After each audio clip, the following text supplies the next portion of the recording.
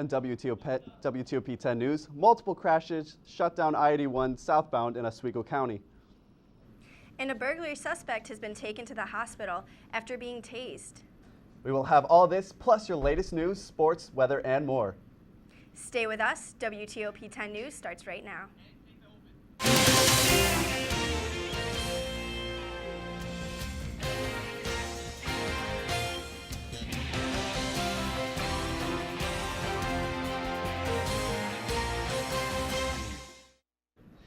Good evening, everyone. I'm Sean Dalton. And I'm Ashley Weir, and welcome to WTOP 10 News, your connection to Oswego and beyond. Coming up, we will have your latest news of Oswego County. But first, let's take a quick check of your weather with Storm Team 10 meteorologist Bethany Doman. Good evening, everybody. I'm Storm Team 10 meteorologist Bethany Doman. Looking at our current conditions, tonight we're currently sitting at a very chilly 6 degrees, and the real feel is also at 6 degrees. We have some southwest winds coming in at 5 miles per hour, but for the most part, we're experiencing some calm winds tonight and no snow. Looking at that regional radar, you can see New York State is pretty clear for the most part, with that exception to our north, who is getting a little bit of light snow tonight, but you can see that whole state is clear, and that's really awesome because we haven't had weather like that in a while. Looking at our 3-day forecast, Thursday, we have a high of 21 degrees, and Friday it's going to lower down a little bit to 15 degrees, and by Saturday we're going to heat up again back into almost the 30s with a high of 29. For a full look at the forecast, stay tuned. But for now, back to the desk. Thank you, Bethany. I-81 southbound was closed in the Pulaski area after a major crash. The accident was reported shortly after 3 p.m. and involved multiple tractor trailers and cars. At this point, it's not known if there were any serious injuries. Oswego County has dispatched 3 ambulances to the scene. It's currently advised to stay off the roads due to the current state of emergency. I-81 South closed to exit 36 at approximately 4:11 p.m. while I-81 North remains open. 28-year-old Warren Turner of East Syracuse has been identified as a burglary suspect who attempted to steal over $600 worth of tools from Napa on Basil Row Wednesday. According to the police, Turner fled the store and attempted to hide in a shed. When confronted by the officers, he charged them and was then tased. Turner was taken to the hospital suffering from a head laceration and has been charged with petty larceny and resisting arrest. The Federal Trade Commission has warned residents of the Syracuse area about a gift card scam through text messaging. The message urges residents to claim a free gift card but directs them to a link which leads to a fake website. The receiver is then required to input personal information, but no gift card is sent. The operation is a scam designed to collect and sell personal information to third parties. Central New York's medal-winning Olympian will be coming home Thursday to a homecoming celebration in her hometown of Remsen, New York. Erin Hamlin, who claimed the bronze medal in the singles luge event in Sochi, Russia, will arrive at Syracuse's Hancock International Airport Thursday afternoon from Syracuse. She will make her way back to Remsen. Fans along the way. Fans are encouraged to show their support for Hamlin and join in the celebrations. For more information, visit the Hometown Hero Erin Hamlin Facebook page. Today was the second day in a row SUNY Oswego has canceled its classes due to inclement weather. Here with some student reactions is our very own Kim Chung. Good evening, Oswego. My name is Kim Chung, and as you can see on the whiteboard, today classes were canceled from 12 o'clock and on, and also last night they canceled classes from 4 o'clock and on. 2 days in a row is very unlikely, but with the temperatures very chilly and the weather conditions very bad, as well as the visibility bad, the steps in canceling classes was very necessary to ensure our safety as well as the pedestrian safety. And here's actually what some students thought about canceling classes and the weather conditions here on SUNY Oswego's campuses for the last couple of days. I think the weather's ridiculous and classes canceled is a good thing. I am A-okay with that. I was really worried that classes were canceled because I have a play that I'm going to that I was really excited about, and I was worried that that was going to be canceled too. Luckily it wasn't, so it actually kind of turned out to be really nice. I think classes canceled are a great thing. It's good for the school and good for the students to have a day off, them to clear everything up, and it's good for us as students if we're falling behind in work and things like that. Overall, it benefits everybody. That's what SUNY Oswego students thought about the cancellation of classes as well as this horrific weather.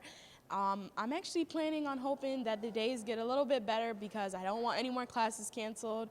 I hope it's smooth sailing from here on. And that's all I have for you guys today. My name is Kim Chung. Back to you guys at the desk. Thank you, Kim.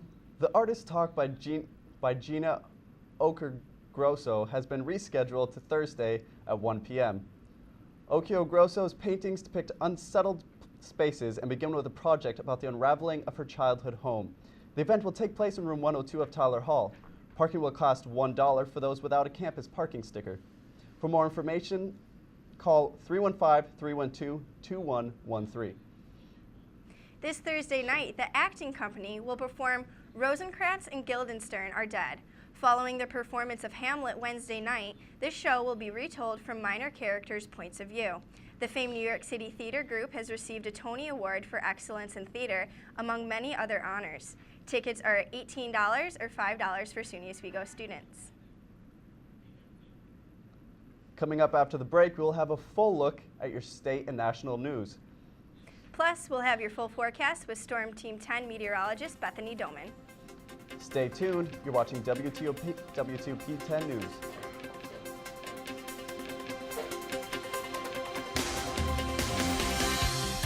I cannot say WTOP.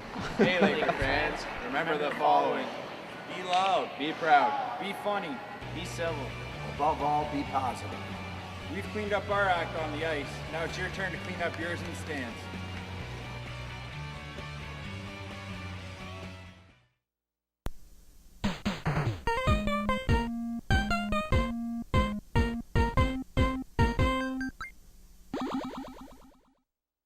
Malcolm, you know energy savers last 6 times longer than regular bulbs. This isn't my room.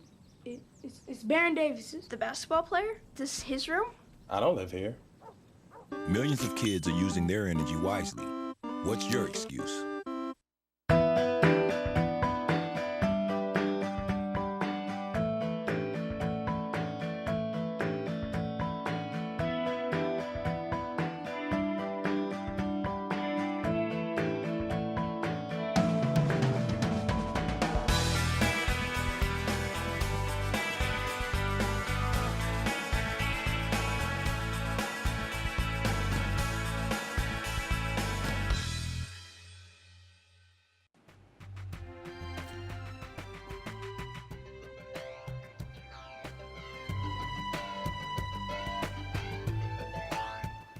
I got no balls for losing. Shocking. Is it road all the time? Just had a few drinks. This can't be happening. Are we clear? Clear. We're just buzzed. Just buzzed? You didn't tell us that, sir. You're right. This isn't happening. He'll be fine. I feel good. Really? No, not really. Buzz driving. Clear. Maybe we should stop acting like it's no big deal. Shocking.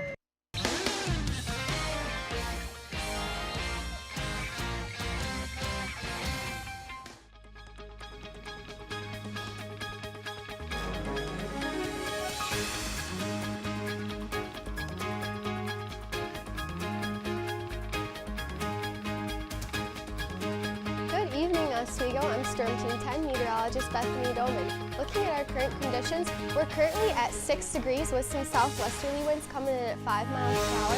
So we have a nice, very chilly night, but some calmer winds, so that's always good news. Looking at our regional radar, you can see for the most part New York State is completely clear other than that area right to our north, which again is getting some lighter snow, but for the most part, New York State is completely clear. And looking at the bigger picture of the entire United States, most of the United States is clear tonight with the exception of Florida and California, but here in Oswego that doesn't really matter to us. And looking at our state temperatures, our hot spots down in New York City only at 25 degrees, so it's not technically really a hot spot, but more of a warmer or cooler spot. Our cold spot tonight is in Jamestown at 7 degrees. It's a very chilly night tonight, folks. If you're going out, you definitely want to make sure you're bundled up with jackets and coats and hats and really everything you have. Our top weather headlines show very heavy snow tomorrow. We'll get into that a little bit later, but overall, a lot of snow this week and a very chilly week ahead. The cold weather is not going to go away for a few more weeks still, but again, we'll get into that a little bit later. Tonight, mostly cloudy and chilly. We really want to focus on those winds that are coming in from the southwest at 10 to 20 miles per hour. Our high tonight is 12 degrees, very chilly night. Tomorrow, heavy snow. Tomorrow is going to be kind of a little bit more moderate than today. Our southerly winds are coming in at 15 to 30 miles per hour. The morning it's going to be about 15 to 20 miles per hour, but once the afternoon hits, those winds are going to pick up a little bit, and you can expect that snow to be blowing around. Looking at Thursday's AccuWeather graphic, you can see the heaviest snow squalls are in that gray area that is Oswego, so just really be ready for that snow that we're going to expect tomorrow, and those windy and frigid temperatures coming in from the north.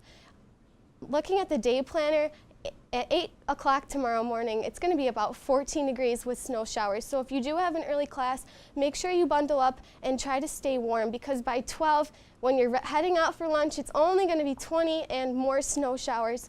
And by 5 o'clock, we're going to have not so many snow showers, but squalls. So the wind is really going to be picking up, and that snow is going to be blowing around everywhere, making the temperature feel even colder than it really is.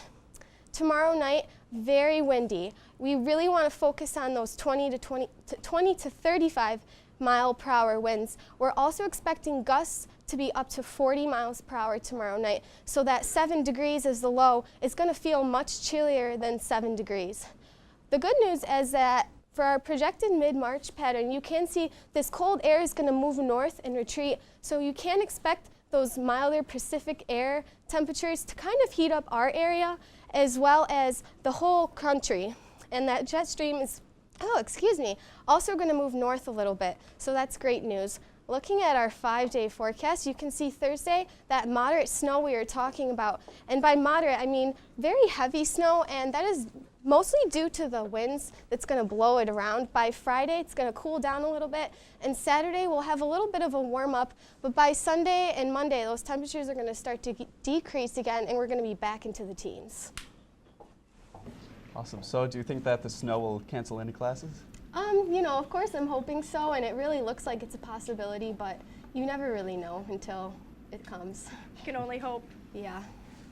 Well, thank you, Bethany. And now let's take a look at your state and national news.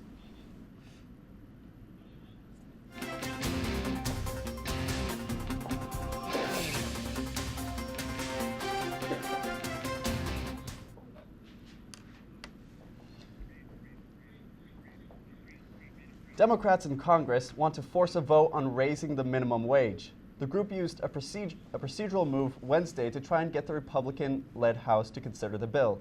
New York Representative Tim Bishop spoke on the subject.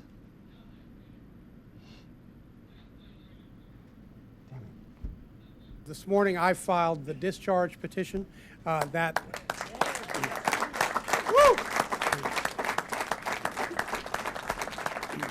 assuming we get 218 votes, will allow H.R. 1010 to come to the floor for a vote. And that's all we're asking for. We're asking for the opportunity to vote on a piece of legislation that 71% of the American people support. 71%.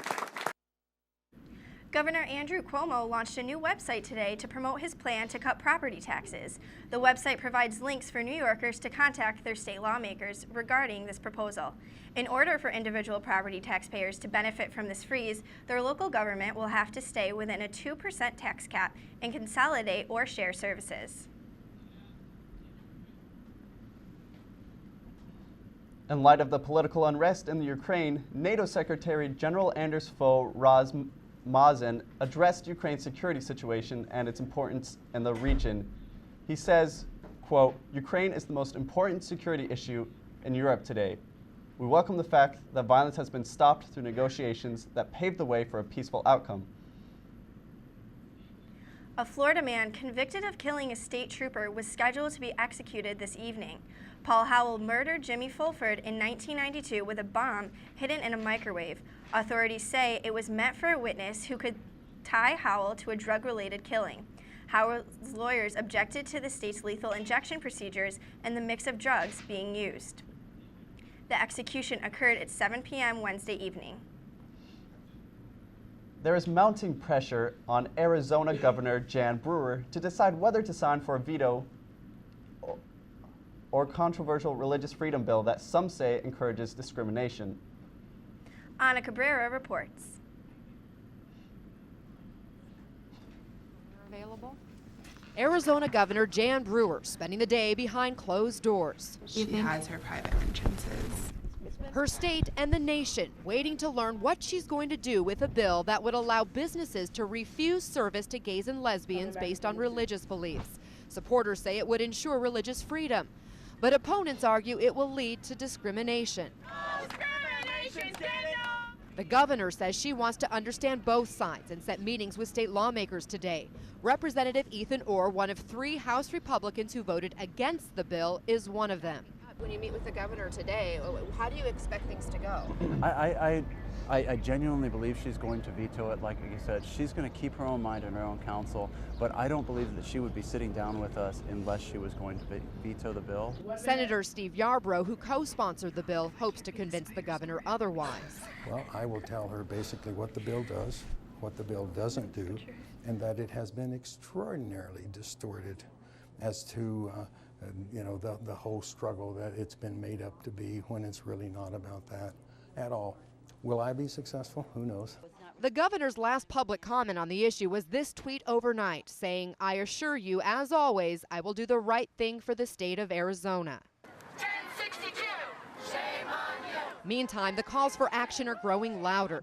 Hundreds have come to the Capitol to protest. High-profile politicians like John McCain and Mitt Romney have called for a veto. And big businesses have publicly condemned the bill, including Apple, American Airlines, Delta, AT&T, and Intel. Even the NFL is watching this closely, with next year's Super Bowl scheduled to be played in Arizona. Coming up after the break, we will hear from Jasmine Green about talented faculty members. And we will take a full look at sports with Dan Lonke. But first, take a look at your late night menu. Stay with us, you're watching WTOP 10 News.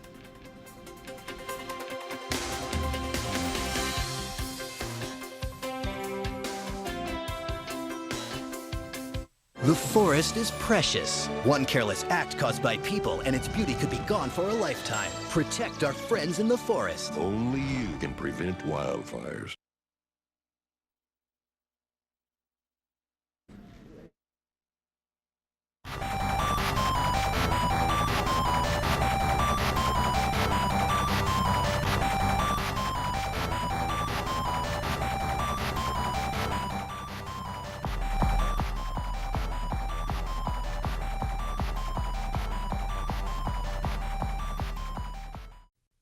Get your Smokey on.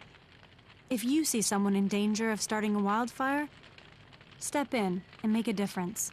Because 9 out of 10 wildfires can be prevented.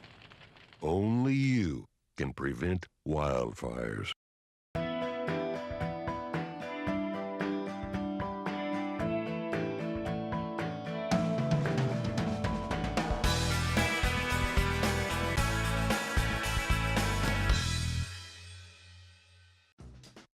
The Hollywood View is back with a brand new season and a brand new look. Join me for non-stop Hollywood coverage news right here on WTOP 10 every Tuesday at 10:30 p.m. Hi, I'm CNN's Rob Marciano, and you're watching WTOP 10, your television station.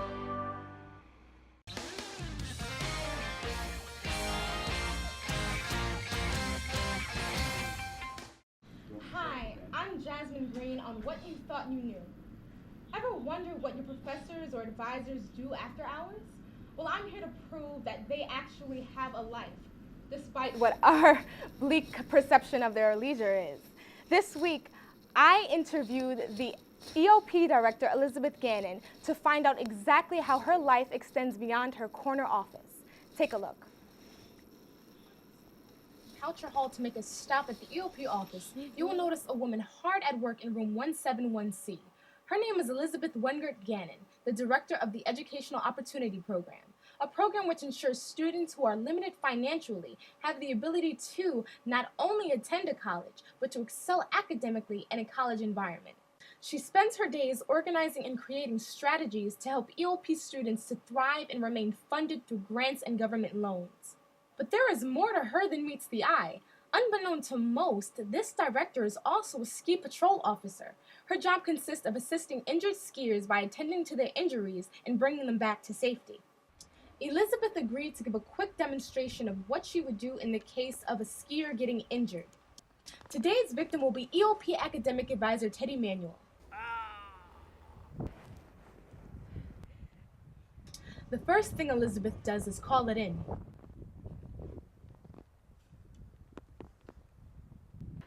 Hello, sir. My name is Elizabeth. I'm with the Ski Patrol. Can you tell me what's going on? I think I hurt my shoulder. You hurt your shoulder? Yeah. Okay, I'm going to take my skis off here and I'm going to help you. Okay, do me a favor and don't move. Can you breathe okay? Yes. All right, just let me put my skis up so nobody hits you. So while we're waiting for transportation, I'm going to wait for my partner to come. I'm going to put a sling on your arm and get you wrapped up so we can take you down the hill on the sled, okay? I'm gonna do it this way and then I'm gonna do a cross tie on you as well. What I'm trying to do now is just get you secure so that when we move you, this shoulder is not injured any further. Okay, and I see my partner coming and we will get you boarded on the toboggan and we will get you down the hill. Okay. I'm Elizabeth and I'm a member of the Ski Patrol at Togensburg Ski Resort in Fabius, New York, and next time you see me on the slopes, you might not see me, but I'll be there. It is so big. I gotta make a whole different kind of sling for somebody like Ted. I would get help. Oh, sorry. No, I'm not gonna laugh. So Jasmine, I've been an avid skier since I was a little girl. It's something I'm a fan of, and I've seen these ski patrol medics a lot and what they do, and it seems really interesting. What did she really have to say about it? How does she feel about doing it? I mean, she's helping a lot of people. Well, she really is. Actually, it's a lot of work. You actually have to have a lot of medical knowledge in order to assist these people who get injured. It's not like they scrape a knee and you put a Band-Aid on it. If they break a bone, you're going to need to learn how to deal with those type of injuries. And so I found it very interesting, her hobby. It's actually like I said in the video, she is actually an EOP director on campus. So, and she also comes off as being so uptight sometimes. And but when we did this interview, it really showed how loose she was as a person. And I love doing what I do because now I get to know professors on a deeper level. That's great. Yeah, it's very interesting. Thanks, Jasmine. Thank you. And now let's take a full look at your sports with Dan Lonke.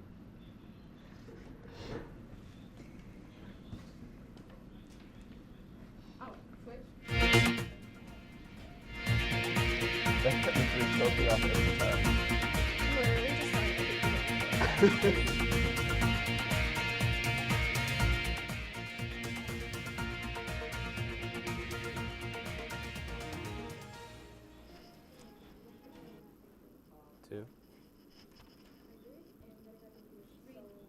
Good evening, everyone. I'm Dan Lonke.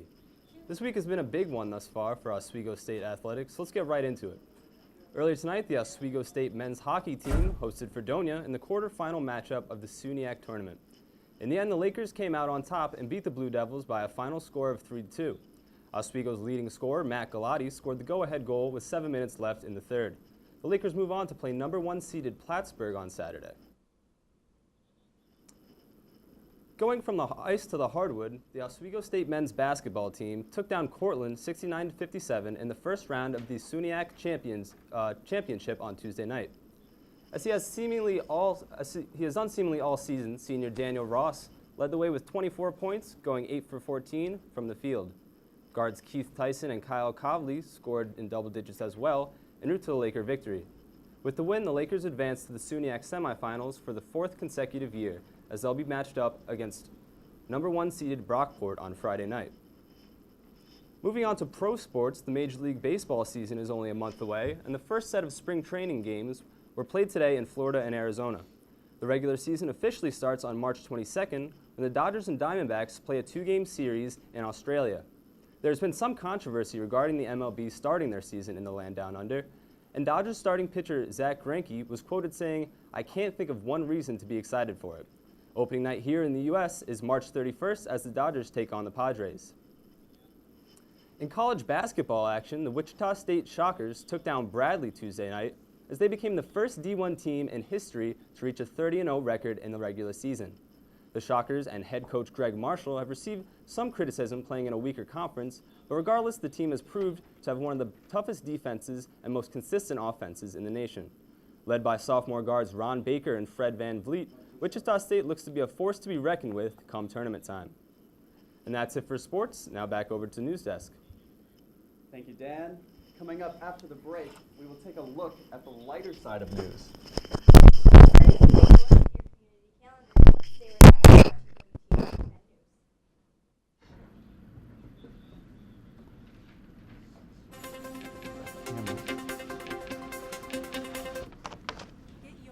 Do I come so If you see someone in danger of starting a wildfire, I don't need it. step in and make a Do I go difference. first? No. Because 9 out of 10 wildfires can be prevented.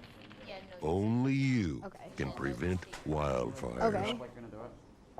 Down 70 to 35, and the Cougars were getting smoked like a cheap cigar. Ow. I'm RJ. I'm DJ. Is that right? We have a show coming. It's on Wednesdays at 11:30, and you should watch it. You better watch it. You better. Wait, I'm DJ. The mailbox and the traffic light. Both are ideas from the minds of African Americans. Support the United Negro College Fund, because a mind is a terrible thing to waste.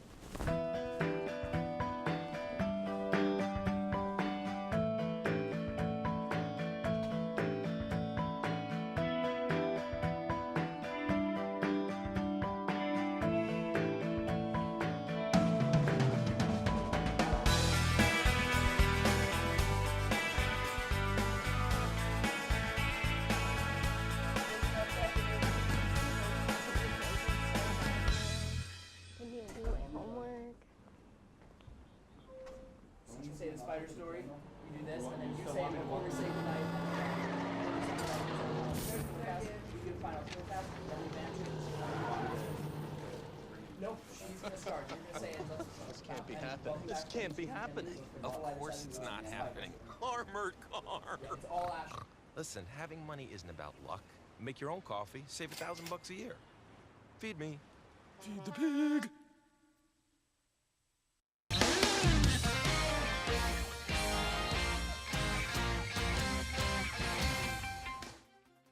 Welcome back to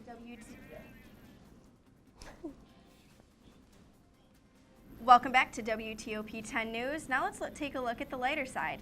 A California weatherman fought a spider on air and won. The spider descended onto Aaron Perlman's head while the meteorologist was reporting on live television. From there, the fight was on. Perlman totally spooked until he spots the spider on the floor and stomps on it with his foot. Spiders, man. Just especially when you're The Bakersfield meteorologist admits he suffers from arachnophobia and says the spider simply creeped him out. Now, before we say goodbye, let's have one last look at the weather forecast.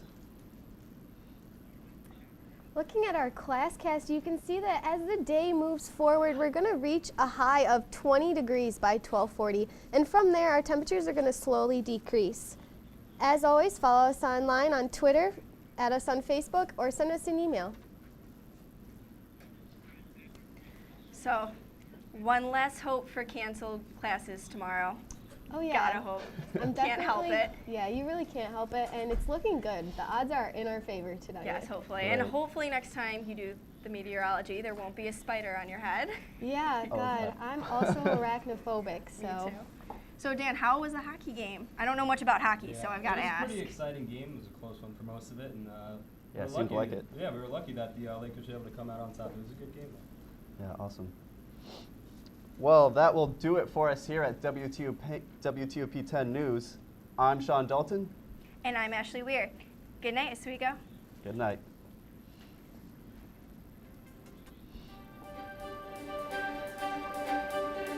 Bye.